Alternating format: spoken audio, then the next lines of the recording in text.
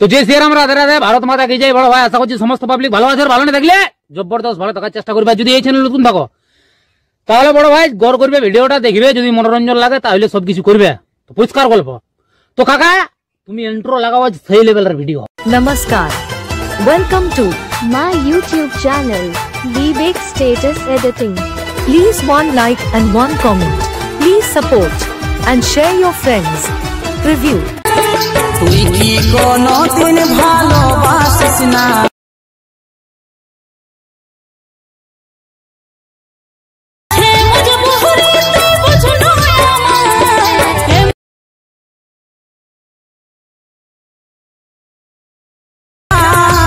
মনটা বুঝে না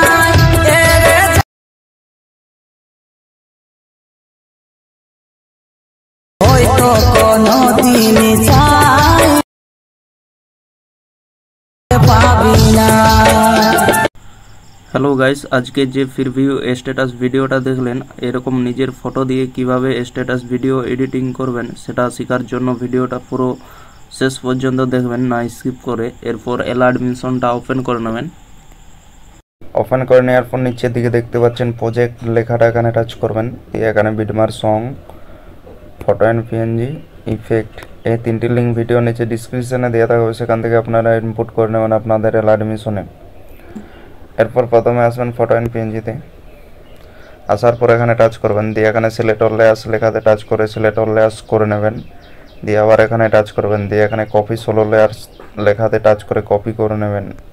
এরপর ব্যাকে চলে যাবেন। ব্যাকে যাওয়ার পর এখানে বিটমার সঙ্গে আসবেন। আসার পর এখানে টাচ করবেন, দিয়ে এখানে পেস্ট সোলো লেয়ার্স লেখাতে টাচ করে পেস্ট করে দেবেন। ফটো সিলেক্ট হয়ে যাবে, দেখতেই পাচ্ছেন। এরপর ইফেক্ট আনবো, ইফেক্ট আনার জন্য ব্যাকে চলে যাবেন। ব্যাকে যাওয়ার পর এখানে ইফেক্টে আসবেন। ইফেক্টে আসার পর এখানে ইফেক্ট কপি করে নেবেন। কপি করার জন্য এখানে ছবির মধ্যে টাচ করবেন, দিয়ে নিচে ডান দিকের কোণায় দেখতে পাচ্ছেন ইফেক্ট লেখাটা, এখানে টাচ করবেন। দিয়ে নিচে বাঁ দিকে দেখতে পাচ্ছেন 3 ডট, এখানে টাচ করবেন। দিয়ে এখানে কপি ইফেক্ট লেখাতে টাচ করে কপি করে নেবেন।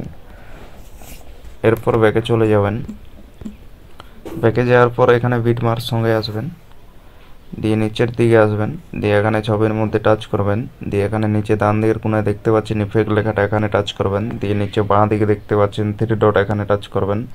দিয়ে এখানে পেস্ট ইফেক্ট লেখাতে টাচ করে পেস্ট করে দেবেন। ভিডিও একদম কমপ্লিট হয়ে যাবে, দেখতেই পাচ্ছেন।